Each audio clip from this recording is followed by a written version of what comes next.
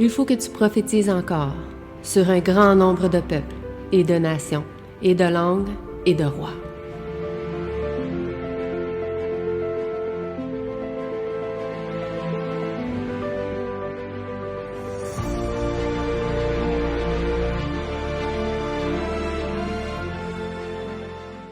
Donc, bonjour à tous. Donc, désolé du petit délai. Donc, j'espère que vous allez bien cette journée. Donc, aujourd'hui, comme vu par le titre, nous allons parler des filles de Dieu. Donc, nous allons parler des femmes aujourd'hui au travers de la Bible. Donc, aussi, comme je l'ai dit tout à l'heure, donc j'avais prévu faire ça en une présentation. Mais il y avait beaucoup à dire. Donc, finalement, j'ai divisé ça en 3 présentations. Donc, cette semaine, on va parler de l'Ancien Testament, les femmes dans l'Ancien Testament.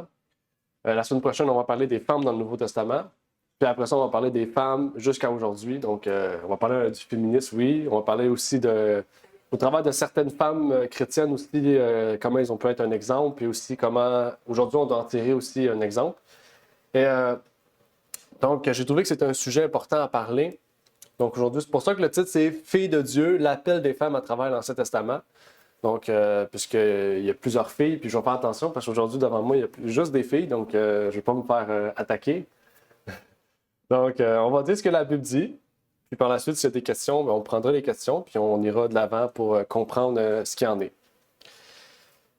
Donc, effectivement, aujourd'hui, nous allons parler des femmes au travers de l'Ancien Testament, plus précisément au sein de la société de l'Ancien Testament, comment Dieu aussi les a créées. On voit tout ce processus-là, l'importance aussi des femmes, parce que des fois, on oublie souvent les femmes et l'importance aussi que les femmes ont. Dieu les a créées, c'est pas pour rien. Et il l'a mis à la création avec l'homme. Donc, il y a un sujet important. Et au travers de l'étude biblique, on peut se poser des questions des fois. C'est quoi le but des femmes dans la Bible? Qu'est-ce qu'ils faisaient? Puisqu'on n'en parle pas beaucoup. Qu'est-ce qu'ils faisaient? Est-ce que la Bible, c'est un livre sexiste où qu'on élimine les femmes ou en second plan? Ou il faut comprendre beaucoup de choses. On va voir beaucoup d'aspects historiques, sociétals, bibliques aussi. Et comprendre donc qu'est-ce qu'il en était donc dans la compréhension des femmes à l'époque. La première chose que j'aimerais lire avec vous, c'est le texte du jour dans Timothée qui nous dit « Je veux donc que les hommes prient en tout lieu, levant des mains pures, sans colère et sans contestation, et que pareillement les femmes se parent d'un vêtement honnête, avec pudeur et modestie, non de tresses de cheveux, non de tresses de cheveux, ni d'or, ni de perles, ni d'habillement somptueux, mais de bonnes œuvres, comme il convient à des femmes qui font profession de servir Dieu. » Donc, avant de commencer, j'aimerais prier avec vous.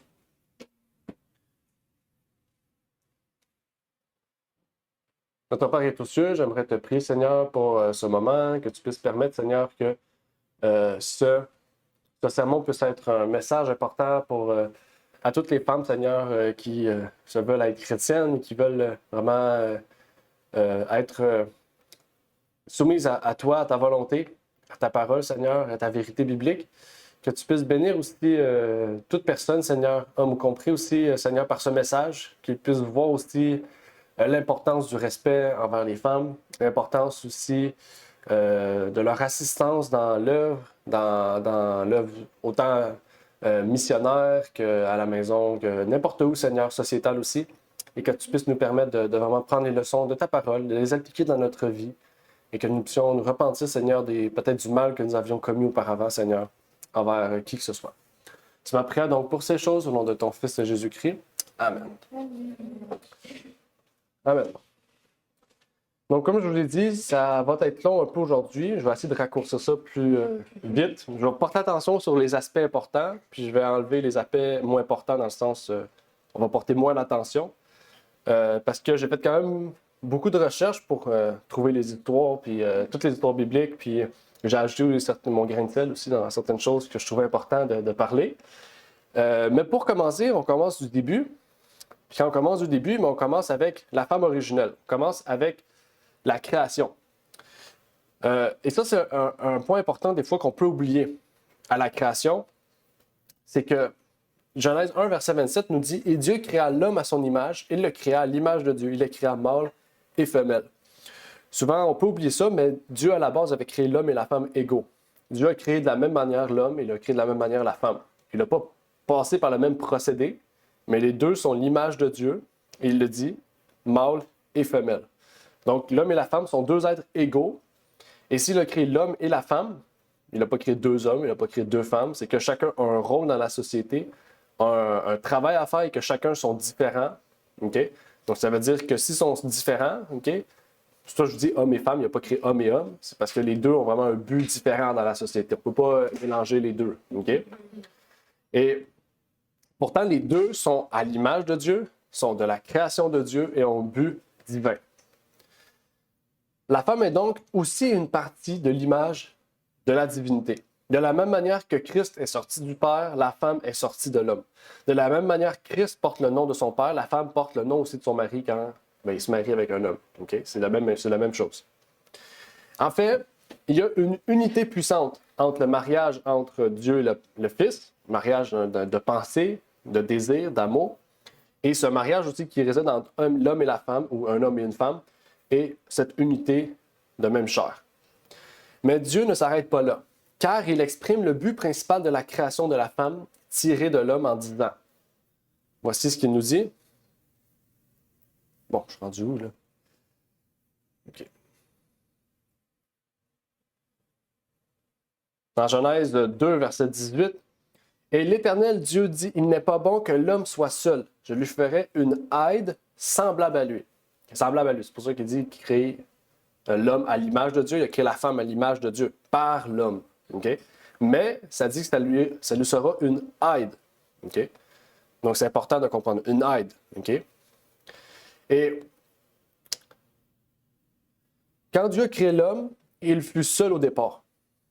Mais quand l'homme a vu, en nommant les animaux, qu'il y avait un mâle et une femelle, un chien et une chienne, un chat et une chatte, il s'est dit, pourquoi moi je suis tout seul?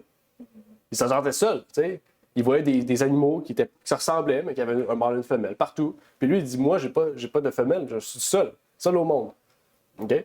Ça fait penser à une émission, mais c'est pas une émission. Il se sentait malheureux. Et Dieu lui a dit, je vais lui créer une aide semblable. Je veux dire, je veux plus qu'il soit seul, je vais lui créer quelqu'un qui va l'assister, qui va être présent avec lui dans tous les aspects de la vie, qui va avoir un but, un intérêt et qui va être égaux. Et on peut lire ici, dans Counsel for the Church, Dieu a fait de l'homme une femme pour qu'elle soit sa compagne et son aide, pour qu'elle ne fasse qu'un avec lui, pour qu'elle le réjouisse, l'encourage et le bénisse, et pour qu'il soit à son tour son puissant soutien. Tous ceux qui s'engagent dans les relations matrimoniales, donc mariage, avec un saint des saints, le mari pour obtenir les pures affections du cœur d'une femme, la femme pour adoucir et améliorer le caractère de son mari et lui donner sa plénitude, accomplissent le dessein de Dieu à leur égard. Donc, puisqu'on parlait de ça, je trouvais que c'était important d'intégrer cet aspect-là marital. Je trouve que c'est quand même très bien lié ensemble. Et ça va bien ensemble, en fait, pour comprendre aussi le rôle sociétal, le rôle marital, le rôle dans tout l'aspect de l'homme et la femme, mais ici surtout la femme, puisqu'on va parler de la femme aujourd'hui. Et on va commencer avec l'époque des patriarches. Dans la Bible, il faut savoir qu'il y a des époques. Quand on veut dire des époques, c'est que, par exemple, il y a l'époque des patriarches. Après Moïse, c'était plus des patriarches, il y avait une autre époque. Donc, la société au travers des temps change aussi. Dieu donne des lois qui changent, pas qui changent à travers l'époque, parce que c'est les mêmes lois, Dieu reste le même, mais il donne des lois. Par exemple, à l'époque des patriarches, on n'a pas réellement de loi. Okay? Parce qu'eux, c'était dans leur vie. Ils venaient de Dieu, donc c'était oralement qu'ils se disaient des lois. Dans le sens que tu respectes ta mère et ton père, c'est pas écrit dans. Il n'y avait pas les 10 commandements. C'était dans leur cœur. Parce que d'oral à oral, de voix par parole, de parent à parent, ils se disaient, tu vas respecter tes parents. Quand ils grandissaient, ils disaient à ses enfants, tu vas respecter tes parents, tes grands-parents aussi.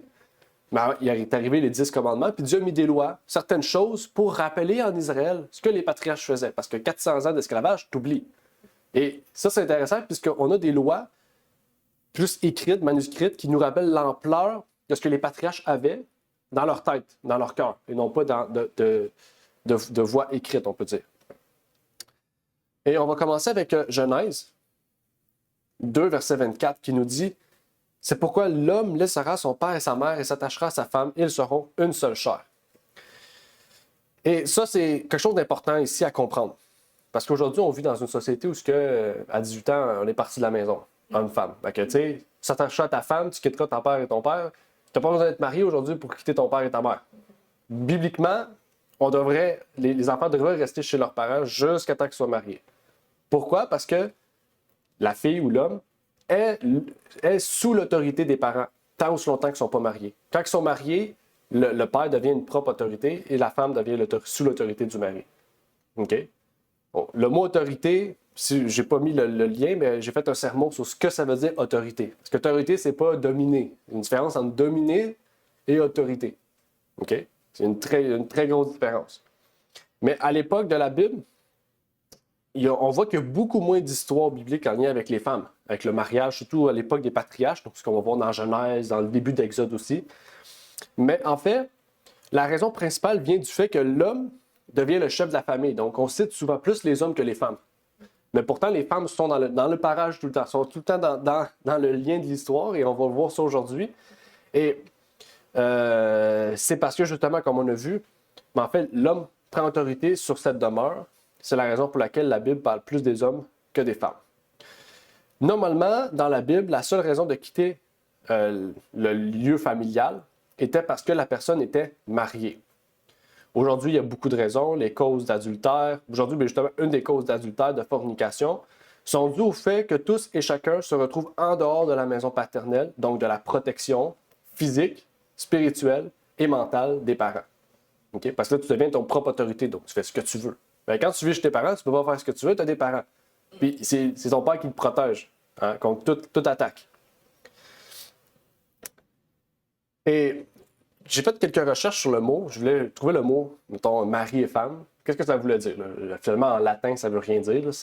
Le français est plate des fois sur la signification des mots. Le mot homme et femme, de toute façon, on ne l'utilise plus aujourd'hui parce qu'il y a des... Dans le mariage en tant que tel, homme et femme, ça inclut féminin et masculin. Donc, on a retiré ça pour dire conjoint et conjointe parce qu'aujourd'hui, ça peut être conjoint et conjoint, conjointe et conjointe, conjoint et conjointe. Donc, c'est pour ça qu'on ne dit plus mari et femme. OK? Même quand j'ai été marié carrément, on n'a pas dit « Ah, voilà, vous êtes mari et femme ». Non, vous êtes conjoint et conjointe. C'est dans ma master. On a retiré l'identité du sexe. Mais ça, c'est un autre sujet, je ne vais pas entrer là-dedans. Mais en étudiant ça, je suis arrivé avec ça. Mais en anglais, il y a quelque chose de surprenant. Le mot « husband » and « wife ». Et « wife ». Qu'est-ce que ça veut dire d'après vous? Il y a une grosse signification derrière le mot « husband » et « wife ». Je ne vais pas vous laisser trop de temps parce qu'on n'a pas le temps, mais réfléchissez à ça. Mais je vais vous montrer la signification du mot husband et wife après quelques recherches. Donc, husband, ça vient du mot house et band. House band. Okay? House band, c'est gardien de la maison. Okay?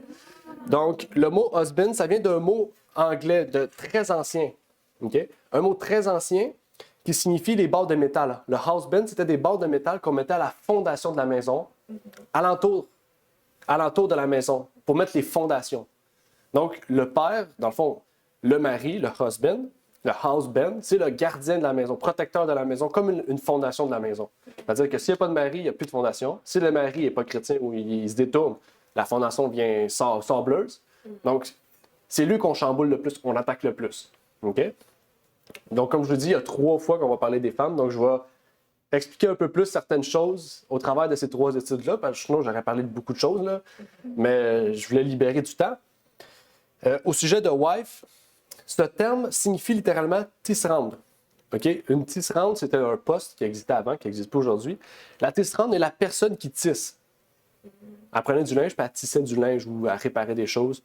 Avant la création de nos grandes usines, l'un des principaux emplois dans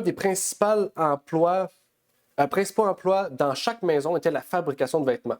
Chaque famille confectionnait les siens. On n'achetait pas ça. Chaque famille, la mère prenait sa fille, tu fais tes vêtements, tu fais les vêtements de ton mari, de tes frères, de tes sœurs, peu importe. La laine était filée par les filles que l'on appelait fileuses. Le fil était tissé par leur mère, que l'on appelait en conséquence la tisserande ou l'épouse. Okay? Wife. Okay? Avant, un mot, c'était un adjectif descriptif. Maintenant, c'est devenu un nom propre. Et nous trouvons un autre vestige de cette ancienne vérité dans le mot héritage, appliqué à tout vieux meuble qui nous vient de nos ancêtres et qui, même s'il s'agit d'une chaise ou d'un lit, montre qu'un métier à tisser était autrefois le meuble le plus important de la maison. Ainsi, le mot wife fait référence à des occupations sérieuses à l'intérieur de la maison qui convient à celle qui porte le nom. Donc le mot wife, tissante, tisse, celle qui tisse les liens de la famille. Celle qui tisse les liens, celle qui s'occupe de la maison, qui s'occupe que tout soit en ordre, qui tisse les liens entre le mari aussi. Des fois, il travaille et tout, fait que celle qui s'occupe que les deux restent ensemble, la famille reste soudée, c'est elle le centre en fait d'attention, parce que le noyau reste noyauté en fait, on peut dire ça comme ça. OK? Donc c'est de là que vient le mot wife. OK? Je trouvais ça intéressant de le partager avec vous pour vous montrer un peu plus le rôle de l'homme et la femme. OK? Encore une fois, c'est pour vous montrer que Dieu a mis cette institution en place dans un but précis. L'homme et la femme, ensemble, sont la construction, le fondement d'une famille solide et unie. Okay? Donc, c'est important aussi de le comprendre dans ce sens-là. Okay? Et c'est la raison pour laquelle la femme était souvent, comme on dirait aujourd'hui, une housewife. Aujourd'hui, c'est un travail, être housewife, mais avant, c'était pas un travail. Ou une femme de maison. Mais à l'époque, c'était de même. La femme, c'était elle qui, à la maison, tissait les liens, puis quand le mari revenait, bien, celle qui s'occupait pas juste de son mari dans le sens nourriture, non. C'est elle aussi qui permettait à son mari qui était peut-être trop dur, trop méchant, de calmer son caractère, de l'adoucir. Elle avait un travail qui prenait tout l'aspect de l'homme, son caractère, et de d'autres aspects de la maison qu'on va voir maintenant. On va entrer dans ça maintenant.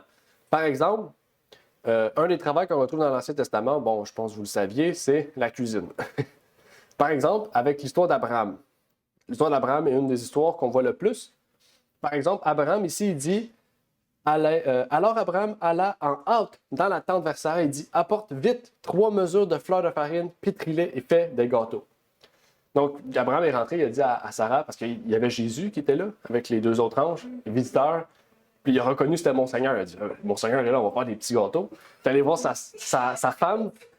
Il est allé voir sa femme, puis il a dit prends de la farine, fais ça, pétris-les, fais des gâteaux pour ces messieurs. Ils ont fait un grand voyage, un long voyage, il faut les nourrir. Il faut leur donner de la nourriture, de l'eau. Et donc, une des activités, c'était la cuisine. Une autre activité aussi, c'était c'est un peu compliqué, l'approvisionnement. Désolé. L'approvisionnement.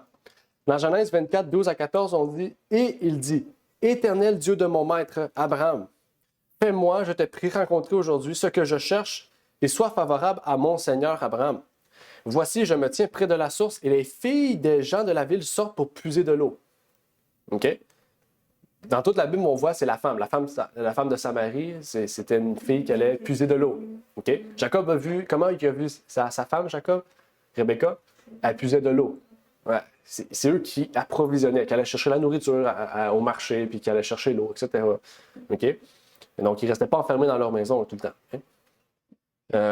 Que la jeune fille à qui je dirais « Penche, je te prie ta cruche, afin que je boive » et qui répondra « Bois, et j'abreuverai aussi tes chameaux, sont celles que tu as destinées à ton serviteur Isaac. Je connaîtrai par là que tu as été favorable à mon Seigneur. » Une autre tâche importante que les mères ont, c'est l'instruction à la maison. Instruction, c'est éducation. Okay? Et le temps où elle devait accoucher arrivait. Voici, il y avait 2 jumeaux dans son ventre. Là. C'est l'histoire de Jacob et Ésaü. Celui qui sortit le premier était roux, tout velu comme un manteau de poil. Et ils l'appelèrent Ésaü, qui veut dire velu. Et après cela sortit son frère, et sa main tenait le talon d'Ésaü, et on l'appela Jacob, supplanteur. Et Isaac était âgé de 60 ans quand ils naquirent. Okay? Et les enfants grandirent, et Ésaü devint un habile chasseur, un homme des champs, mais Jacob était un homme paisible, se tenant dans les tentes. Okay? Donc, les deux ont reçu des instructions différentes de leur mère. Okay? Jacob, on sait qu'il était très proche de sa mère, donc il était quelqu'un qui restait plus dans la maison, qui se chargeait des choses alentour de la demeure. Tandis que Ésaü était plus, on dirait aujourd'hui, masculin. Il allait chasser, il allait pêcher. Mais tu sais, qu'est-ce qui est arrivé, c'est qu'il y a eu beaucoup de femmes aussi en dehors du camp d'Israël, hein, Ésaü. Il est allé voir des femmes égyptiennes d'autres endroits. Tandis que Jacob, non, il est resté très proche de la famille. Même est allé voir son oncle pour avoir une femme. Les femmes aussi étaient bergères. Okay? Les femmes aussi étaient bergères. Et ça, c'est un rôle important dans la société. À l'époque, c'était un moyen économique de plusieurs sortes aussi.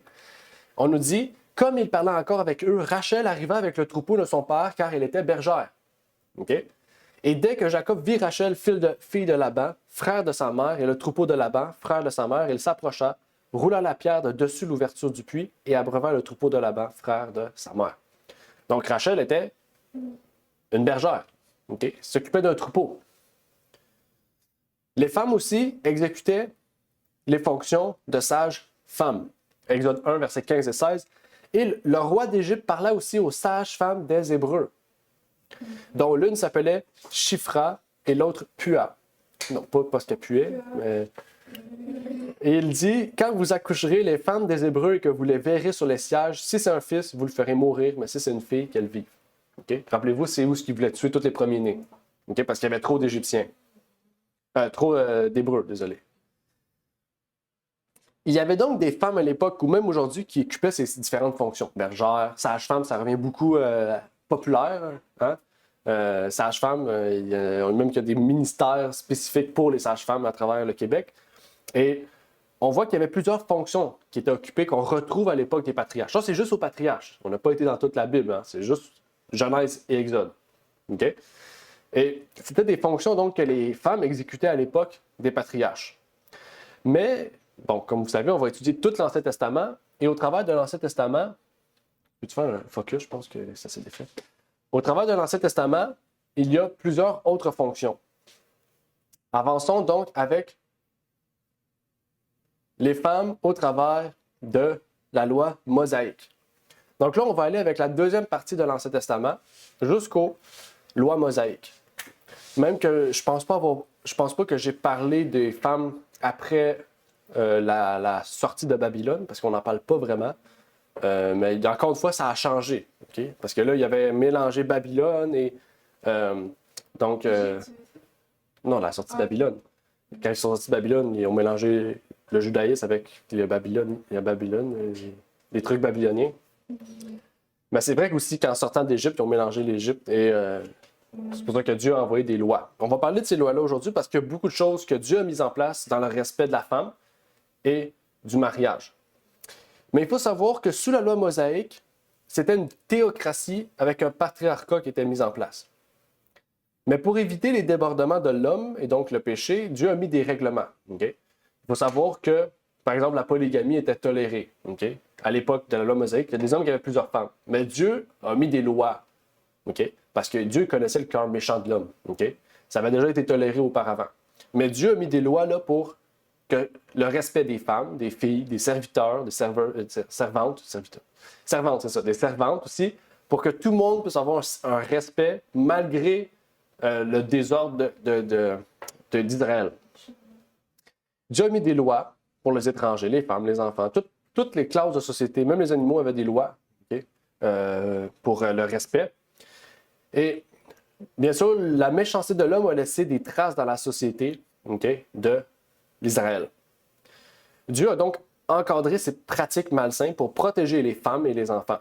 Okay? Et permettre à ce que la femme ait des droits, les enfants aussi aient des droits, et que, justement, en fait, tout le monde puisse être respecté. Même que Deutéronome 24, 1 à 4, nous parle du divorce et des réglementations liées au divorce. Il y avait vraiment des règles très strictes, okay, qui permettaient à la femme de se marier, de se remarier, et d'autres faits en lien avec ça. Les femmes à l'époque étaient dépendantes de leur père ou par leur mariage, de leur mari, de la même manière que les patriarches l'étaient. Nous avions étudié récemment le terme veuve. Vous vous rappelez le terme veuve, l'importance de la veuve? Quand le mot veuve, c'est oublier, c'est ça. Okay? Quand tu étais veuve, tu étais oublié. Un veuf, il pourrait aller travailler, puis c'est fini. Mais une veuve qui perdait son mari, c'est fini. Okay? Donc, c'est pour ça que la société devait prendre en charge les veuves. Okay? C'est pour ça que Dieu a mis en place les diacres aussi. Et en fait, Dieu nous montre aujourd'hui, pas les veuves, mais c'était pour vous lier cet aspect des veuves et du mariage. Dieu avait mis des lois pour protéger les droits de la femme, okay?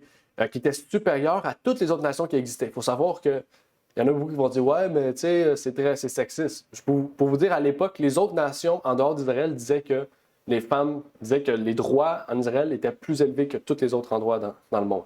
C'est-à-dire, quand les autres nations païennes, les femmes, c'est presque rien, des objets. Mais en Israël, les femmes étaient très respectées, avaient beaucoup de droits. Par exemple, je vais vous lister quelques droits ou quelques lois que j'ai pu trouver. Par exemple, lors du mariage, la femme passait de l'autorité du père à son mari. Ça, on le sait. Un homme ne pouvait jamais vendre sa femme, même s'il l'avait prise captive à la guerre. Parce qu'il y en a qui allaient à la guerre, ils tuaient tous les hommes, ils tuaient pas les enfants et les femmes.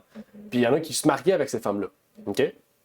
Et donc, quelqu'un qui avait acquis une femme lors d'une guerre ne pouvait pas revendre sa femme ou la mettre dehors. Il ne pouvait pas. OK? Il était obligé de la garder. Tu as fait le choix, tu te la gardes. Il ne pouvait vendre sa fille que dans le but de devenir épouse secondaire pour son maître ou le fils de son maître. Okay? Parce qu'à l'époque, quand on dit vendre, c'est qu'il y avait la dot qu'on payait aussi. Okay? Donc, tu ne pouvais pas vendre ta fille à n'importe qui. C'était vraiment dans un but précis. Okay? Pourquoi? Pour permettre à l'homme et à la femme d'avoir un respect. Elle ne pouvait être revendue à un étranger. Okay? Si un homme séduisait une femme célibataire, il devait payer la dot pour la prendre comme épouse. Il ne pouvait divorcer. Donc, on faisait très attention quand on séduisait. Suite à un adultère, la peine de mort était la suite des choses, pour l'homme et pour la femme, ou pour ceux qui avaient commis, etc., etc. Il y avait plusieurs autres lois qui étaient liées au mariage, au respect de l'homme et de la femme et au droit. Ici, je vous en ai cité quelques-uns. Si vous voulez faire plus de recherches, allez-y. Deutéronome, Nombre, Lévitique. Mais ça nous mène à la suite. À la suite des choses, c'est que il y avait un respect pour la mère. En fait, le respect pour la mère, c'était pas juste une volonté, c'était un devoir, en fait.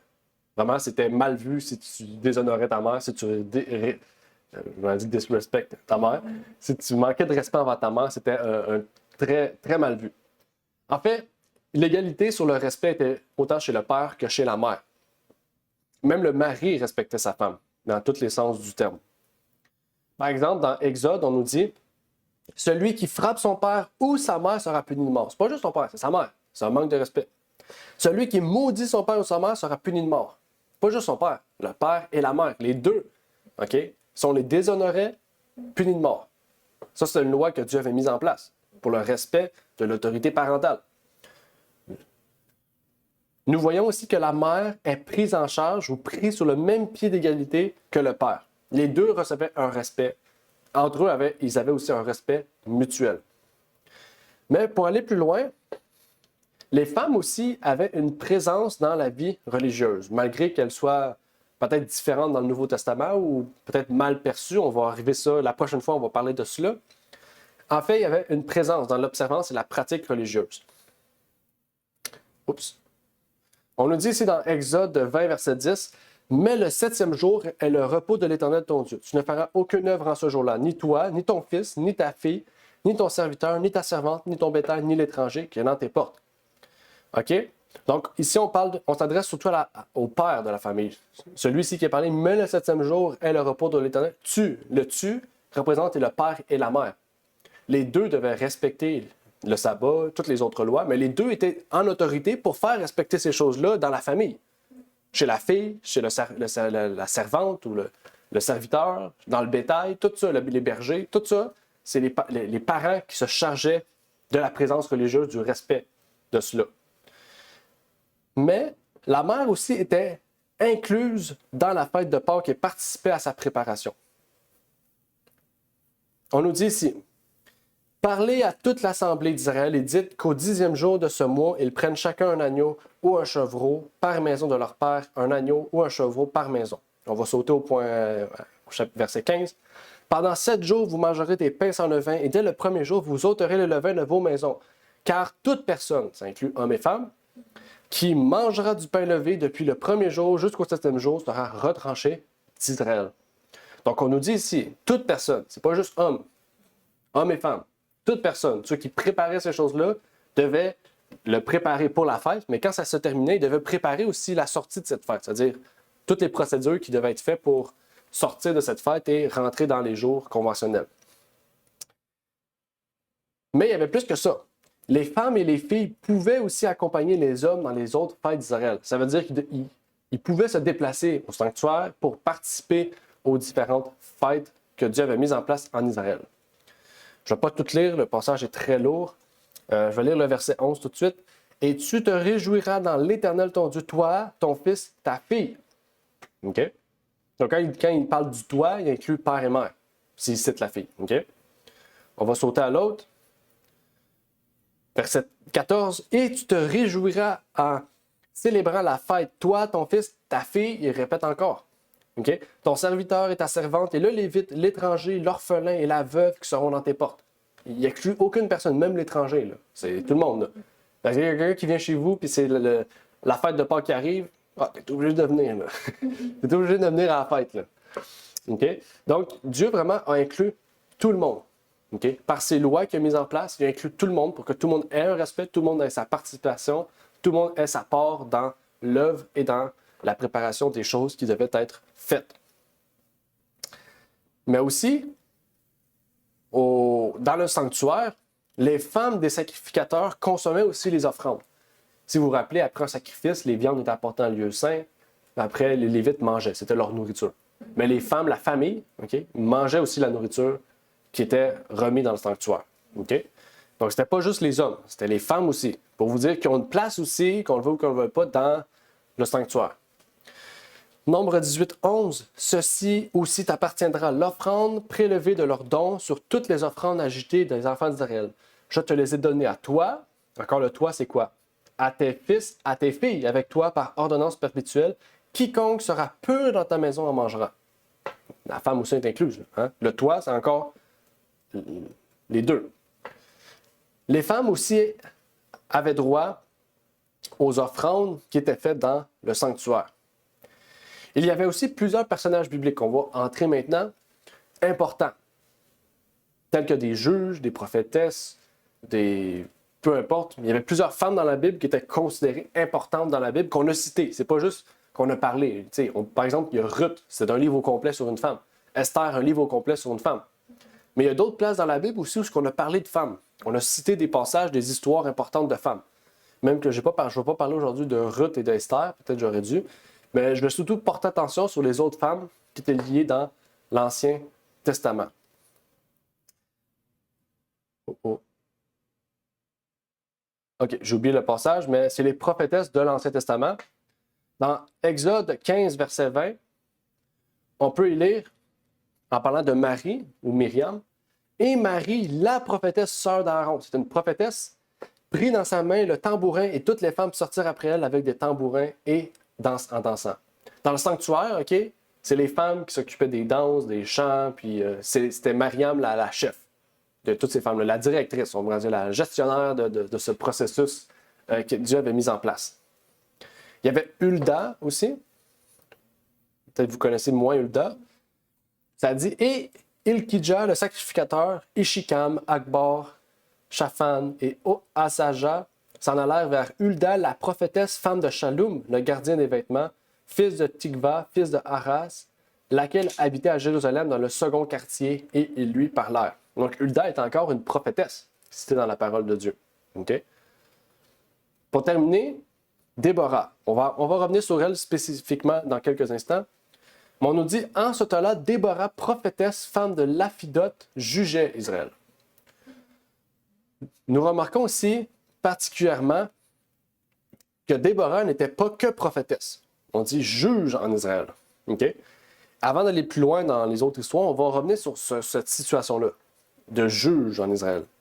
Parce que, bon, je ne l'ai encore pas mis. Bon, j'ai oublié de le mettre. Mais en Israël, les juges, généralement, c'était des hommes. Vous prenez tous les juges de l'Ancien Testament, dans le livre de Juges, je pense qu'il y en a 14. Sur les 14, il y en a 13 qui sont des hommes. Okay? Parce qu'un juge était un dirigeant. C'est un poste important. Pourquoi une femme? Okay? Dans quel sens aussi on peut le comprendre? En fait, il y avait vraiment des circonstances particulières pour que Dieu choisisse Déborah. Pas parce qu'elle était inférieure, mais parce que, comme on a vu, dans la société, l'homme et la femme ont un travail différent, ont quelque chose de différent à faire. Par exemple, un homme de maison, ça serait mal vu à l'époque, ça serait impossible à voir. Okay? C'est pour vous dire chacun des tâches qui ne sont pas moins importantes, qui sont juste différentes, mais qui sont utiles, en fait, à une bonne éducation, une bonne société et un bon déroulement des choses de la vie en général. Mais dans Juge, 4. OK, bon, c'est là. Dans Juge 5, verset 7, désolé, je me suis perdu un peu. Dans Juge 5, 7, on nous dit: les chefs manquaient en Israël. Ils manquaient jusqu'à ce que je me sois levé, moi, Déborah, que je me sois levé comme une mère en Israël. Pourquoi elle était juge en Israël? Parce qu'il manquait d'hommes, en fait. Juste. Il manquait d'hommes sages. Il manquait de juges en Israël. Il manquait de sacrificateurs. À cause d'un manquement, à cause justement qu'Israël s'est détourné de la voie de Dieu, okay, les juges se sont corrompus.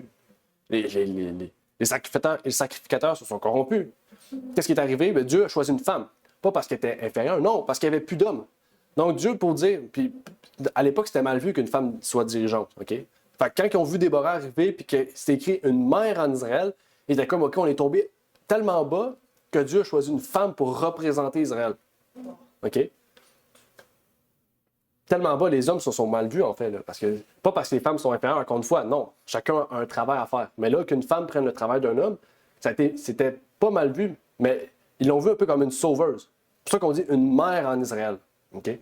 C'était pas un père en Israël, c'était une mère en Israël. On différencie bien. Et le mot mère est totalement différent du mot père, mais il a une portée très grande qu'aucune autre femme dans la Bible a reçu. Aucune autre femme dans la Bible a reçu le titre ou le nom mère en Israël, à part Déborah, pour vous montrer l'importance qu'elle avait, le poids qu'elle avait en Israël à son époque.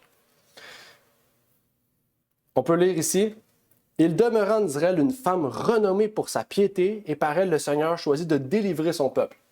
Okay? Dieu le dit: s'il n'y a personne dans mon peuple qui veut parler, je prendrai une roche, s'il faut, pour la faire parler. Donc là, il n'y avait plus d'hommes, Dieu a pris une femme. Okay? Son nom était Déborah. Elle était connue comme une prophétesse, et en l'absence des magistrats habituels, le peuple cherchait auprès d'elle conseil et justice. Parce que justement, il y avait un manque de professionnels, ou de manque de personnes adéquates pour servir Dieu, mais les gens, le peuple, se tournait vers Déborah, parce qu'elle était vue comme une mère en Israël. Elle donnait des conseils justes, elle donnait des bonnes idées, elle donnait des choses qui étaient guidées par Dieu. Mais habituellement, il y avait des magistrats, il y avait des hommes comme conseillers, mais comme le peuple était déchiré, ou peut-être même manquait de sagesse chez les hommes, Dieu suscita Déborah, non pas pour remplacer les hommes, mais comme assistant pour les magistrats et utile en leur absence par ses conseils et sa justice. Tout comme un juge, en fait. Un juge, c'est ça que ça fait un juge. Hein? Ça conseille, ça donne la justice sur des décisions. En fait, à ce moment, on peut dire que le peuple se trouvait dans la même situation qu'une famille monoparentale. Sans identité paternelle, mais une identité maternelle qui devait faire le rôle du père en attendant d'un retour d'une identité paternelle. On peut dire ça comme ça. Donc, n'ayant pas de père, la mère a pris le relais des parents, du rôle de parent, c'est-à-dire des deux. Mais, quand il y a eu Barak, Balaam s'est levé pour être le prochain juge après Déborah, et que Balaam était très faible. Dans tous les sens, c'était... Bon, je vais dire un autre mot québécois, je ne vais pas le dire, mais il était très... faible, on peut dire ça comme ça. Mais en fait, Dieu a encore soulevé Déborah pour venir à l'aide à Balaam. Regardez ici. Et Barak lui dit: si tu viens avec moi, j'irai, mais si tu ne viens pas avec moi, je n'irai pas. Et elle répondit: j'irai avec toi, mais tu n'auras point de gloire dans ton entreprise, car l'Éternel livrera Sisera entre les mains d'une femme. Donc pour ça, Barak était comme: OK. Déborah se leva donc et alla avec Barak à Kides. Donc ici, Dieu commanda à Barak de délivrer Israël. Nous remarquons que Dieu n'avait pas demandé à Déborah. Dieu n'avait pas demandé à Déborah. C'est Barak qui est allé voir Déborah, il a dit: viens avec moi parce que je suis pas très fort, je suis un peu faible. Puis Déborah a dit: OK, je vais venir avec toi. Parce que Dieu t'a donné de le faire, puis moi je sers Dieu. Mais si je viens avec toi, ça va être très mal vu qu'une femme ait gagné une guerre, parce que c'est jamais arrivé. C'est un peu ça qu'elle a dit. Et quand on continue l'histoire, savez-vous c'est qui a tué Sisera finalement? Une femme du nom de Yaël. Donc c'est encore plus humiliant pour lui. C'est que c'est une femme qui a pris le contrôle de l'armée. C'est une femme qui était guerrière, ben pas guerrière. Elle était chez elle, puis elle a amené la personne chez eux, elle l'a comme drogué, puis elle l'a tué dans son sommeil. Mais quand même, elle a pris le rôle qu'un guerrier devrait faire, c'est-à-dire tuer l'ennemi. Mais pourtant, la femme ici le fait. Yaël, une femme, a tué Sisera le roi. Pourtant, malgré tout, il n'y avait pas de prêtresse en Israël. Déborah n'était pas une prêtresse et au travers de toute l'histoire de la Bible, il n'y a jamais eu de prêtresse. Et là, quand on parle de prêtresse, on pourrait parler du fait aussi du poste de travail d'ancien, de pasteur. Dans la Bible, il n'y a pas de pasteur femme, d'ancien femme. Ça n'existe pas. Il n'y a pas eu de sacrificateur femme. Pourquoi? Parce que justement, il y a un rôle sociétal pour l'homme et pour la femme. Et on le voit au sein de la famille, l'homme est le prêtre. Au sein de la société, pourquoi ça serait une femme? Ça serait un homme. OK? Mais les deux ont un rôle. OK? Parce que quand il y a un prêtre, il y a une femme. Okay? Donc, une femme qui assiste le travail du prêtre. Parce que le prêtre, des fois, peut avoir un mauvais caractère, puis la femme vient le replacer. Écoutons ici l'erreur de Jéroboam. Et cette erreur-là devrait être un exemple pour nous d'une chose que nous ne devrions pas faire.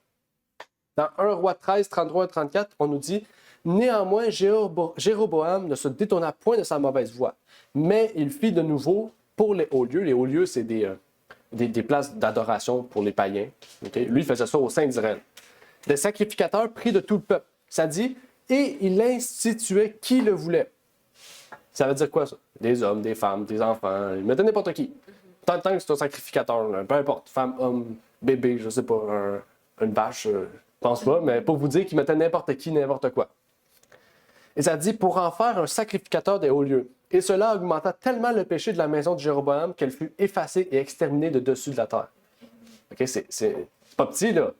OK, il a été exterminé. Parce que Dieu avait clairement dit que le sacrificateur devait être des hommes de la lignée de Lévi et d'Abraham, plus précisément. Et c'est pour ça que Dieu a reproché à Israël cela. Dans Ésaïe 3,12, « Mon peuple a des enfants pour oppresseurs, » parce qu'à l'époque, les enfants pouvaient être rois, « et des femmes dominent sur lui. Mon peuple, tel tes guides t'égarent et t'ont fait perdre le chemin que tu dois suivre. L'Éternel se présente pour plaider et il est debout pour juger les peuples. » En fait, ce que je veux vous dire ici, on va voir un peu plus loin, mais on peut prendre l'exemple de Akab et Jézabel, je pense que c'est ça. Jézabel, Akab, c'était pas lui le roi, c'était Jézabel qui dominait sur Akab. Là. OK? Jézabel, c'est, on pourrait dire, la première féministe qui dominait sur Akab. C'est elle qui disait qu'est-ce qu'elle voulait. Ah, elle disait à Akab, ah, tue-lui. OK, il allait le tuer. Ah, il faut détruire Élie. OK, on détruit Élie. Et ils veulent tuer Élie. Donc, il suivait. C'est pour ça que Jézabel se retrouve dans l'Apocalypse, hein, comme une femme impure, comme l'Église impure, comme l'Église méchante, l'Église de Satan. Elle a pris une identité qui est totalement mauvaise. On va en parler de ça dans la prochaine fois. L'image de la femme pure et la femme impure. Dans le Nouveau Testament, on en parle beaucoup, parce on lit ça avec l'Église. Mais il faut savoir qu'au travers de l'Ancien Testament et même du Nouveau, on retrouve des prophétesses. Mais le don de prophétie n'est pas un don de président, de présider ou de direction. Romains 12, 6 à 8, par exemple. Parce que Dieu ne se contredit jamais. La situation idéale n'est pas que les femmes soient prophétesses ou autres.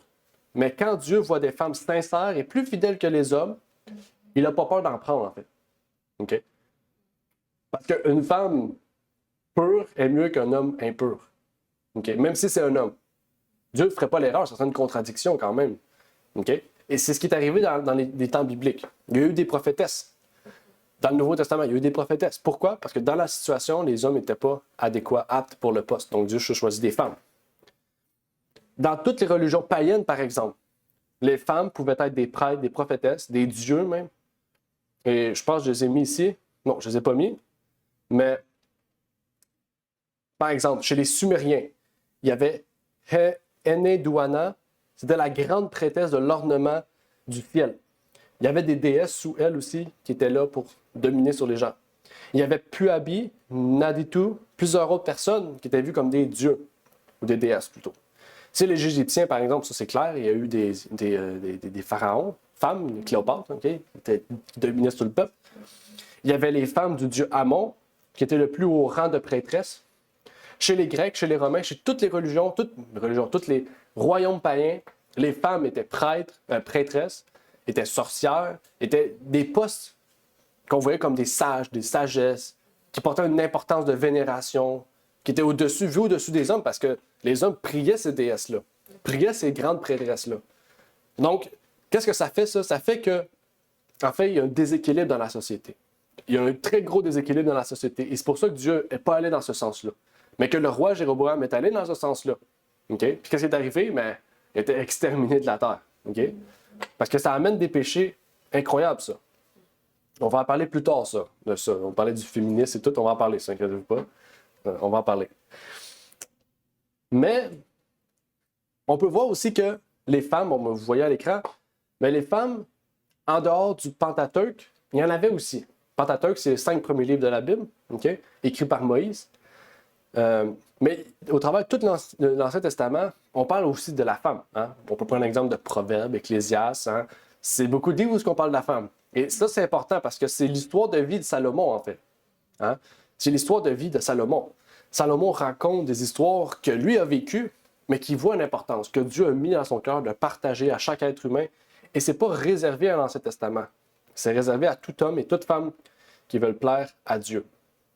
On nous dit ici, Ecclésiaste 9.9, « Vis joyeusement tous les jours de la vie de ta vanité, avec la femme que tu aimes, qui t'a été donnée sous le soleil, pour tous les jours de ta vanité, car c'est là ton partage dans la vie, et au milieu de ton travail que tu fais sous le soleil. » Donc ici, il faut garder en tête l'idée du respect. Le respect que nous avons vu au départ envers la femme, okay, par l'exemple d'Abraham. Okay? Abraham respectait beaucoup sa femme. Okay? Il ne disait pas « Hey femme, va faire ça ». Non.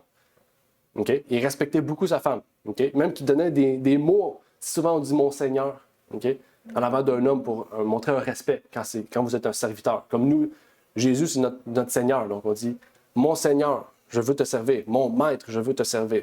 Bien, les hommes faisaient ça aussi envers les femmes. Ils ne disaient pas « mon Seigneur », mais il y avait un mot spécifique, quand vous allez pouvoir voir dans la Bible, qui exprimait un respect envers la femme. Okay? Et on le fait aujourd'hui. Hein? Avant de dire Aravna, on peut dire par exemple ma femme, ma chérie. On a beaucoup de mots qu'on utilise hein, pour apporter une attention envers la femme. C'est la même chose, c'est un respect qu'on montre envers la personne qu'on aime. Et dans Proverbe 18, on peut voir aussi celui qui a trouvé une femme a trouvé le bonheur. C'est une faveur qu'il obtient de l'Éternel. Okay? C'est Salomon qui dit ça. Il dit ça parce que lui, il n'a pas trouvé. Fait que, il n'était pas heureux. C'est plat. Ben, c'est ça, c'est la vérité. Et il le dit dans Ecclésiaste. J'ai fouillé dans toutes les femmes du pays, j'en ai pas trouvé. Des femmes vaillantes. Pour dire que c'est difficile. Et même Dieu va plus loin. Dieu reproche même la cruauté envers les femmes. Okay? Donc, c'est ça que je vous dis tantôt. On ne parle pas de domination, okay? On parle d'autorité. Okay? Parce que l'autorité peut devenir une domination. Une domination, c'est qu'on écrase la personne. C'est pas ça. OK? C'est pas ça. C'est pas une domination. Et Dieu reproche quand on veut dominer sur quelqu'un. Dans Michée 2, verset 9, on nous dit « Vous chassez les femmes de mon peuple, de leur maison chérie. Vous ôtez pour toujours ma gloire de dessus leurs enfants. » C'est qui la gloire de leurs enfants? C'est la mère. C'est fou quand même. Puis qu'est-ce que les hommes font? Ils chassent les femmes de leur maison. Donc, ils chassent les femmes de la gloire de leurs enfants. OK? Donc, c'est pour vous dire à quel point Dieu voyait l'importance des femmes. OK? On doit voir la même chose aujourd'hui. On pourrait prendre l'exemple de plusieurs autres choses. Par exemple, d'une femme merveilleuse et d'un homme méchant, Nadab et Abigail. Peut-être vous vous rappelez de l'histoire, on avait étudié ça récemment. Nadab était méchant avec sa femme, il la traitait mal. Vraiment mal. Dans 1 Samuel 25, 3, verset 23 et verset 31, tout d'un coup, son mari meurt. Comme par hasard. OK? Abigail, même si son mari était méchant, a toujours respecté son mari. Il l'a toujours défendu et protégé. Même devant David. Elle a dit « Désolé pour la méchanceté de mon mari, je vais aller le calmer. » OK? Elle a toujours fait ça. Et Dieu, qu'est-ce qu'il a fait? Dieu a puni son mari, son méchant mari. OK? Et Abigail a marié David. Peut-être pas meilleure idée, là, mais il y a eu plusieurs femmes. Mais c'est pour vous dire, il a marié quelqu'un qui était bon. David, c'était une bonne personne, malgré tout. Et ça nous montre l'exemple aussi de cela. Okay? Que Dieu récompense les bonnes personnes. Les filles de Dieu, il les récompense. Okay?